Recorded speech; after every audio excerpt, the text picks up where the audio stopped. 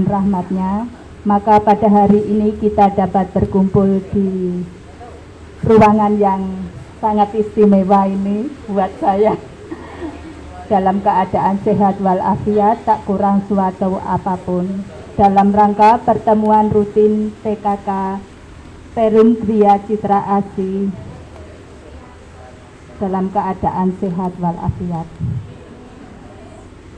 Saya ucapkan selamat datang dan terima kasih kepada ibu-ibu warga Citra Asri. Semoga dengan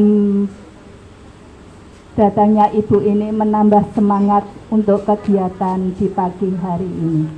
Dan kami ucapkan selamat datang kepada mbak-mbak dan mas-mas mahasiswa dan mahasiswi dalam acara literisasi ini. Semoga acaranya nanti dapat berjalan lancar. Mohon maaf kami apabila di dalam penyelenggaraan ini kurang berkenan di hati ibu-ibu serta mbak-mbak mahasiswa dan mahasiswi. Karena keterbatasan kami sekali lagi mohon maaf. Dan kami sekali lagi mohon maaf apabila di dalam penyelenggaraan kurang berkenannya di hati mbak-mbak dan mas-mas serta ibu-ibu sekalian. Semoga acara ini nanti dapat berjalan dengan lancar. Amin. Kami ucapkan selamat datang kepada Ibu RT.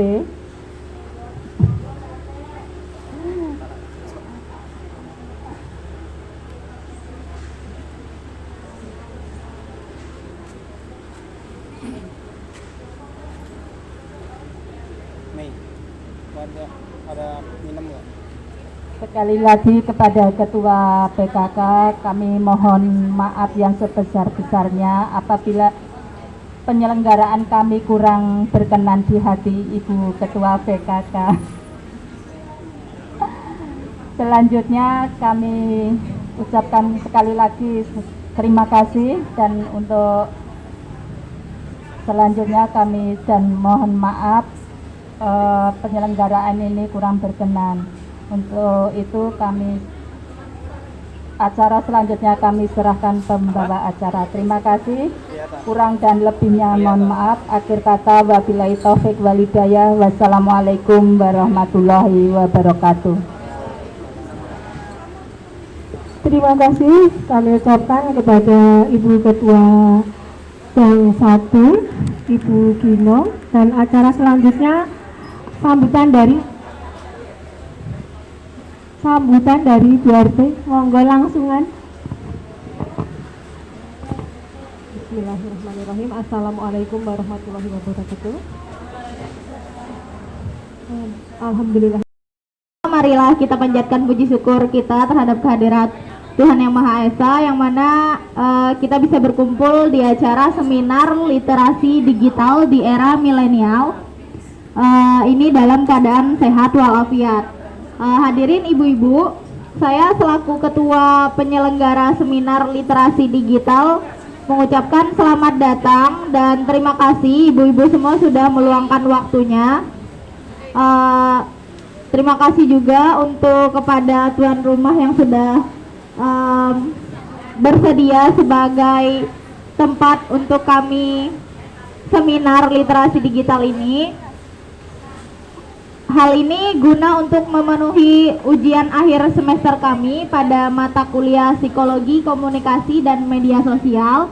Kebetulan kami dari jurusan Psikologi dan Fakultas Psikologi di Universitas Cendekia Mitra Indonesia. Itu tempatnya di Kota Gede kalau ibu-ibu semua belum pada tahu.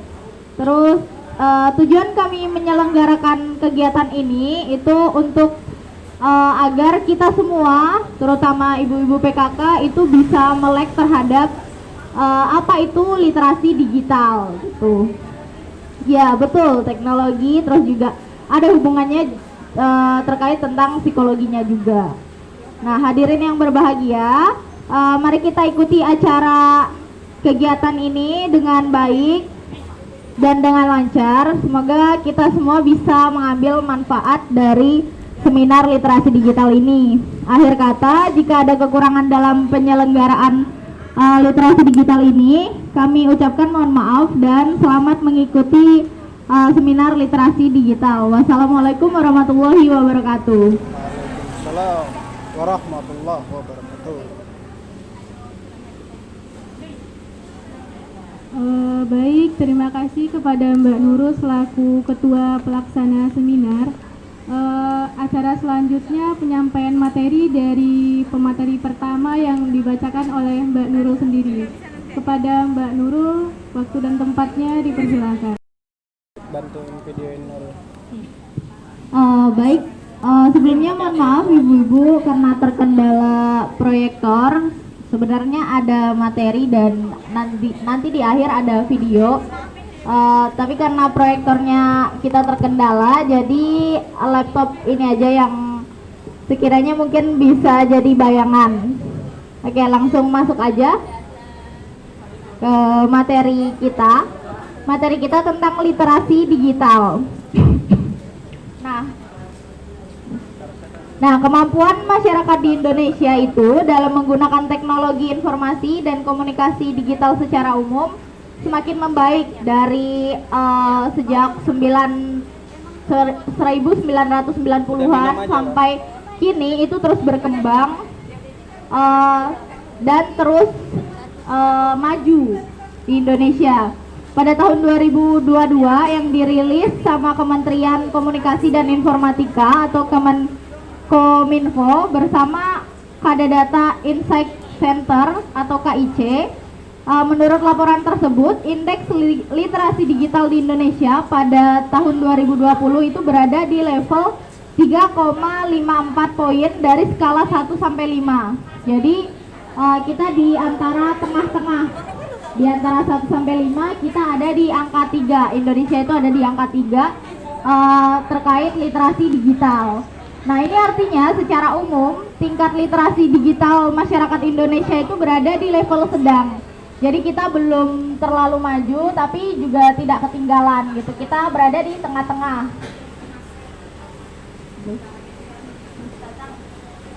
Nah, bisa kita lihat pada indeks literasi digital di Indonesia itu apa aja sih yang mempengaruhi. Itu ada indeks literasi digital secara umum, terus ada digital skill atau kemampuan digital, terus ada digital etnik atau budaya digital itu, terus yang ketiga ada digital safety atau keamanan digital, terkait juga dengan keamanan siber. Terus yang terakhir itu ada digital kultur atau kebudayaan digital.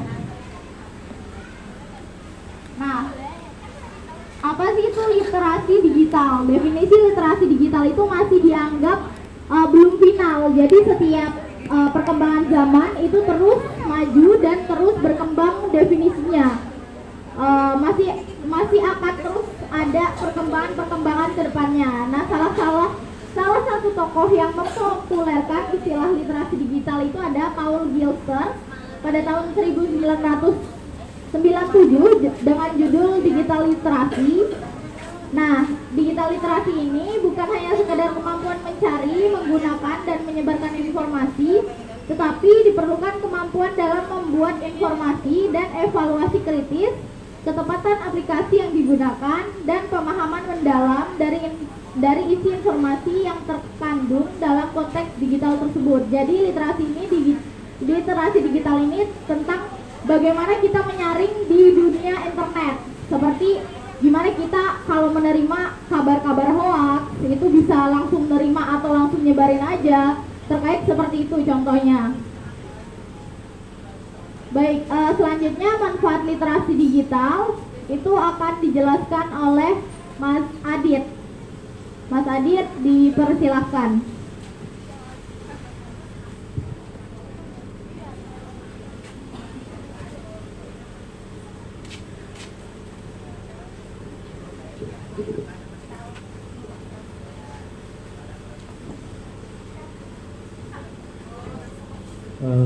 Assalamualaikum warahmatullahi wabarakatuh. Sebelumnya perkenalkan, nama saya Aditya Jambamangata, dengan menyampaikan materi terkait dengan manfaat daripada literasi digital. Yang pertama, manfaat dari literasi digital ini adalah dapat menghemat waktu untuk lebih mempersimpel kegiatan-kegiatan yang kita lakukan sehari-hari, berbanding lurus juga dengan fungsi dari teknologi yang diciptakan oleh para ilmuwan itu untuk mempermudah dan memperadaptif tugas-tugas dari masyarakat. Yang kedua, belajar menjadi lebih tepat dan efisien. Dengan literasi digital yang baik, tentunya teknologi digital ini mempermudahkan kita dalam hal mencari informasi. Jika kita memiliki literasi yang baik tentang digital, kegiatan belajar lebih akan cepat dipahamkan kepada para siswa itu. Kemudian yang ketiga adalah menghemat uang. Jika kita memiliki literasi digital yang baik, tentunya banyak marketplace yang kita temukan itu memiliki diskon yang banyak. Tentunya dengan literasi digital yang baik kita dapat mendapatkan diskon tersebut. Kemudian yang keempat adalah membuat lebih aman. Literasi digital ini definisi simpelnya adalah pengetahuan kita tentang teknologi digital. Jadi apabila kita contohnya ingin bepergian ke luar negeri gitu, kita bisa searching di Google dengan tujuan kita bagaimana budaya di sana, hingga kita bisa memprepare dari sekarang untuk berjaga-jaga di sana, bahwasanya perjalanan kita nanti akan lebih aman dengan literasi digital tersebut. Kemudian yang kelima, selalu memperoleh informasi terkini. Dengan literasi digital yang baik, tentunya kita akan update dengan informasi-informasi atau berita-berita yang tersebar di sosial media dan internet. Gitu. Mbak. Kemudian yang keenam, selalu terhubung. Teknologi internet ini sama halnya dengan teknologi komunikasi, bahwasanya di internet kita bisa saling terhubung dengan teman-teman kita di masa lalu misalnya, atau mungkin dengan keluarga kita yang berada di jauh, mendekatkan. Seperti contohnya aplikasi Facebook, Instagram, kemudian Twitter, mungkin kita bisa terus terhubung dengan teman-teman dan kerabat kita. Dan yang ketujuh, membuat kita lebih bijak lagi dalam mengambil keputusan. Literasi digital ini sama halnya dengan pengetahuan yang kita miliki. Semakin banyak pengetahuan yang kita miliki, maka semakin bijak pula kita dalam mengambil keputusan. Kemudian yang ketujuh, dapat membuat lebih ringan segala hal, kesulitan, beberapa hal, bahkan mayoritas kesulitan yang kita alami ini bisa dicari gitu di internet ini, seperti tutorial, bahkan di internet itu tutorial bernafas itu ada, Bu. Orang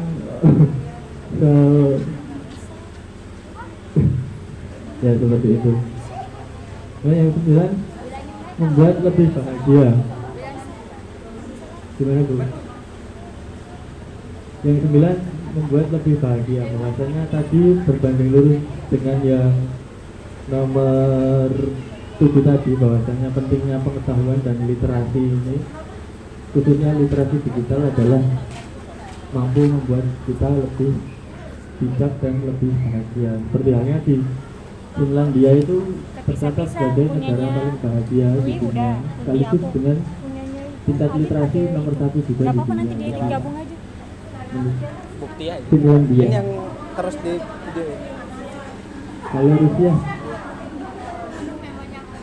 mungkin yang tidak bahagia Ukraina. Hah? Ukraina sebenarnya Bu. Enggak. Yang, Bisa. Dan ini aja nggak apa-apa. dapat mempengaruhi dunia. Artikel-artikel yang kita muat atau yang dimuat orang lain ini dapat mempengaruhi dunia, walaupun memang pengaruhnya itu tidak langsung dan tidak impactnya tidak real time gitu loh Bu. Jadi bisa mempengaruhi dunia melalui artikel-artikel yang telah kita muat. Kemudian selanjutnya materi tentang elemen penting literasi yang akan disampaikan oleh pemateri kita yang ketiga, yaitu Mbak Hartati. Terima kasih dari saya. Wassalamualaikum warahmatullahi wabarakatuh.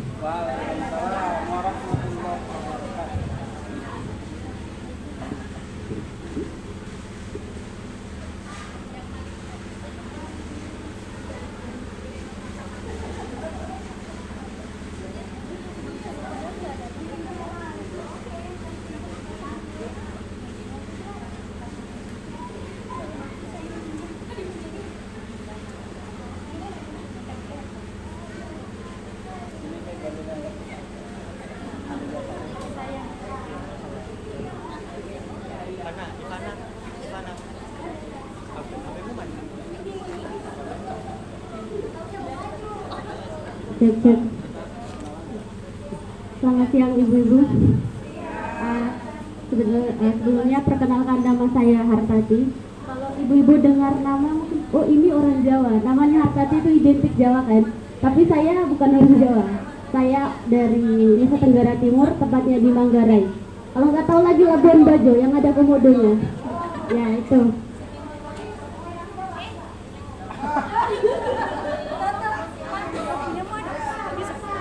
Udah diwakili. Oke, saya lanjutkan. Di sini ada elemen penting dari media sosial. Sebelumnya saya ingin tanya, ibu-ibu semuanya udah punya media sosial? Punya? Pasti punya grup Facebook? Ya.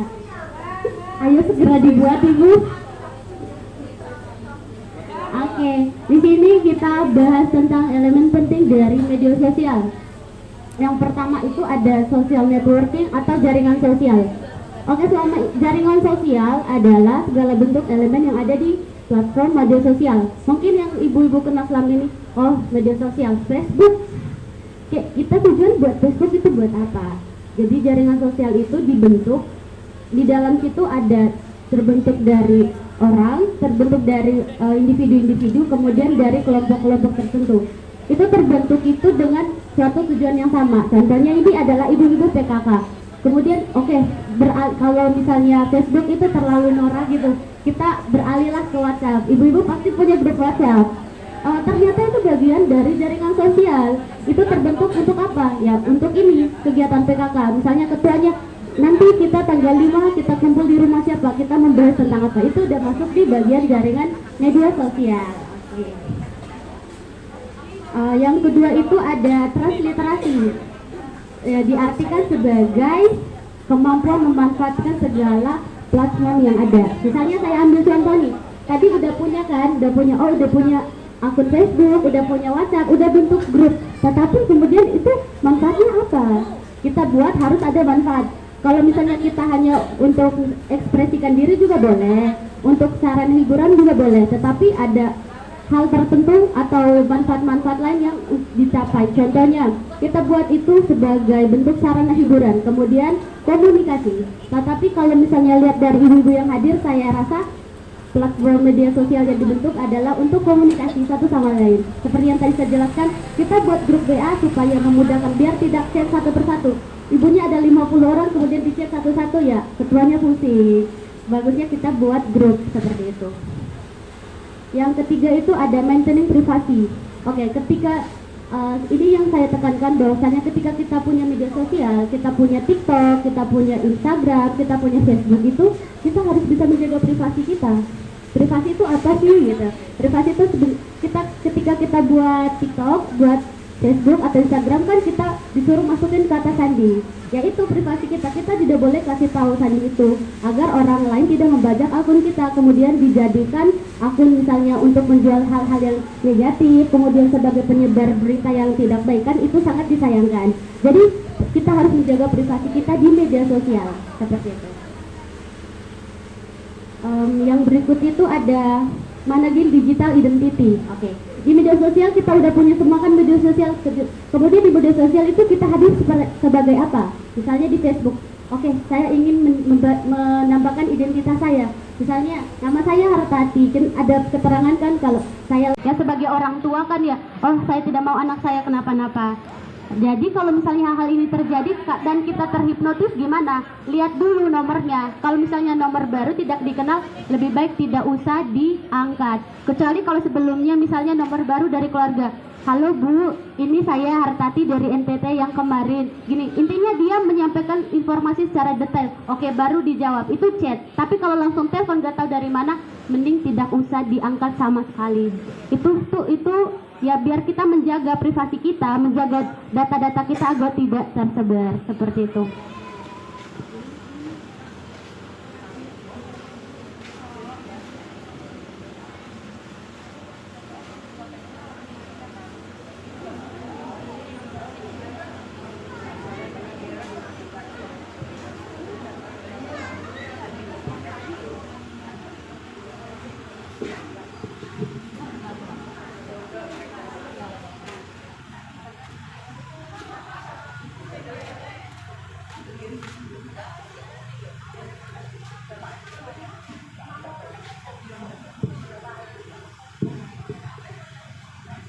What you got in your bag? It's my new heels for graduation.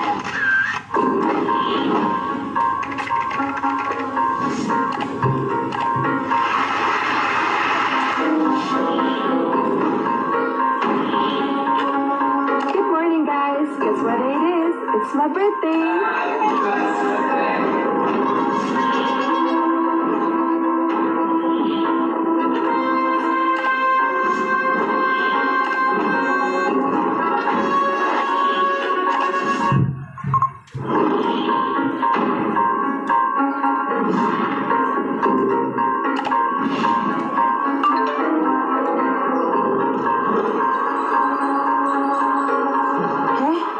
Where are these chairs coming from?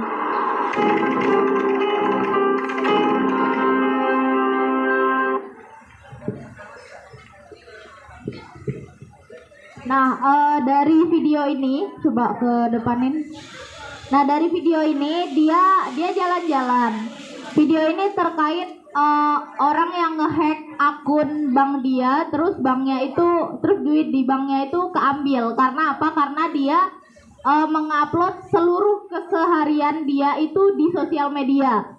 Jadi dia ke mall itu ngupload video, kemanapun dia ngupload video, sampai di depan rumah barunya juga dia ngupload video, waktu ulang tahun ngupload video. Jadi orang itu bisa mengambil data kita seperti nama lengkap kita, tanggal lahir kita, dia ngelihat kita ulang tahunnya kapan karena kita mengupload kita kapan ulang tahun. Terus dia juga ngelihat alamat rumah kita dari foto-foto yang mungkin kita pernah upload di sosial media.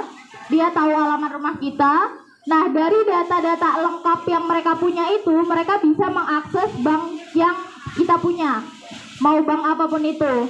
Nah, bahayanya ketika mereka sudah punya personal itu, semua akun sosial media, akun bank, itu semua bisa ketarik sama dia. Karena mereka punya data krusial kita. Yang paling penting itu data ulang tahun kita. Makanya nggak boleh kita kasih tahu ke sembarangan orang kayak data ulang tahun kita kapan atau kelahiran itu kita kapan, terus anak kita namanya siapa atau alamat rumah kita gimana, itu jangan terlalu semua diumbar di media sosial. Karena kejahatan cyber atau hacking itu dimanapun aja bisa, apalagi kita memberikan data informasi pribadi yang krusial, yang dimana hal itu tuh semua apapun kehidupan kita, mau sosmed, mau bank, itu pasti ngisinya pakai data tanggal lahir, pakai data alamat rumah, data kita punya anak berapa, data kita dari saudara ke berapa, nama ibu bapak kita siapa. Mereka bisa mengisi itu semua kalau tahu data kita, dan semua data kita tuh diambil, dihack sama orang itu, dan sudah banyak banget kasusnya. Walaupun belum gempar di Indonesia, tapi ini juga perlu kita waspadai gitu. Udah sih itu aja mungkin dari kita. Nah, ya udah itu aja ibu-ibu dari kita, mungkin bisa saya kembalikan ke MC. Terima kasih kepada Mbak dan Mas sekalian. Informasinya ya ibu-ibu sangat bermanfaat sekali. Kita harus waspada dan hati-hati, terutama untuk nomor-nomor yang belum kita kenal ya ibu-ibu. Paling tidak nggak usah kita terima. Dan kalau ada link-link yang belum kita tahu, nggak usah dibuka. Nggak usah ingin bonus 500.000, tapi nanti kita diletas semua. Malah kehilangan semuanya. Oke, begitu saja. Acara selanjutnya apa ini ya? Masih lagi? Sampai. Oh, bagi ibu-ibu yang mau sharing, monggo. Ada waktu.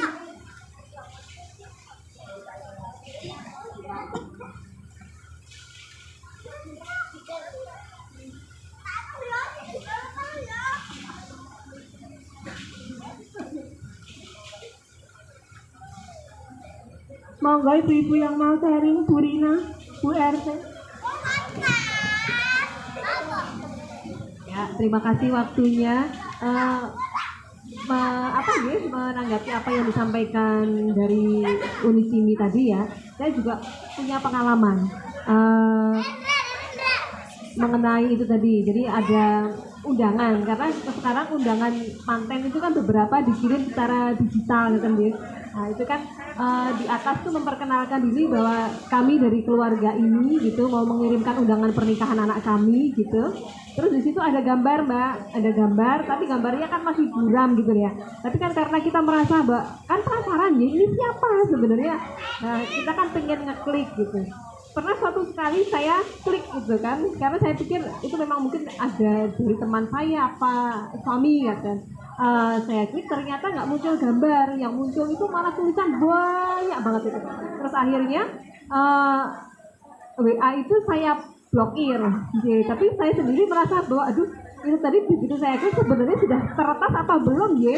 Tapi sekarang posisinya si nomor itu sudah saya blokir gitu. Terus pernah nih belum lama itu kalau dari profilnya itu ngakunya dari Telkomsel gitu. Di situ baik, jadi beritanya di situ memberitahukan bahwa kepada semua pelanggan kartu Halo itu karena berhubung sekarang baru marak tentang pertasan biodata menikah, itu kan menyarankan, memperingatkan untuk berhati-hati, jangan sembarangan membuka link gitu. Kalau kita sebagai konsumennya Halo itu dipersilahkan untuk membuka link di bawah ini gitu, untuk mengetahui informasi yang sebenarnya gitu. Nah, waktu itu saya tidak langsung membuka link tersebut. Saya lihat lagi, memang di situ profilnya Telkomsel. Oke. Kalau kita secara sepintas meyakinkan gitu bahwa itu bukan orang jahat kok gitu. Tapi karena berdasarkan pengalaman saya yang dulu, saya berpikir bahwa kalaupun itu Telkomsel, kemungkinan dia nggak mungkin menyampaikan informasi itu lewat WA. Biasanya kan untuk instansi resmi lebih senang menyampaikan informasi lewat SMS gitu ya, kalau nggak telepon gitu. Oke. Jadi itu pengalaman saya Bu, mungkin di antara ibu-ibu yang ada di sini juga pernah punya pengalaman yang sama. Jadi intinya kita harus sangat berhati-hati ya. Bahkan dengan orang yang terkesan manis pun itu ya belum tentu bahwa itu seperti itu adanya gitu. Nah, harus lebih harus lebih pintar gitu ya. Oke, saya kembalikan. Nah, kita harus bisa mencari informasi. Kemana kita cari? Sekarang kan juga sudah ada internet, sudah ada Google. Kita bisa searching di Google, atau yang paling praktis sekarang itu adalah penggunaan penggunaan YouTube. Kita bisa searching di YouTube bagaimana cara membuat konten dan bisa dijual di TikTok seperti itu. Yang berikut itu ada self branding atau penyiaran diri. Oke, ini yang terakhir. Penyiaran diri ini maksudnya apa sih? Jadi penyiaran diri bagaimana kita mengekspresikan diri kita. Misalnya, saya siapa? Saya hadir di platform ini, misalnya di TikTok itu sebagai apa? Misalnya saya sebagai kreator, atau saya sebagai seller, atau saya sebagai untuk menghibur. Kita memiliki tujuan tersendiri masuk di TikTok. Misalnya saya masuk di TikTok sebagai apa? Saya sebagai kreator, saya bisa jualan di TikTok, tapi bukan barang saya, tapi barang orang. Ketika ibu-ibu masuk di TikTok misalnya bukan sebagai kreator tetapi sebagai seller, ibu-ibu bisa jualan di TikTok. Oke, demikian informasi yang saya sampaikan, semoga bermanfaat.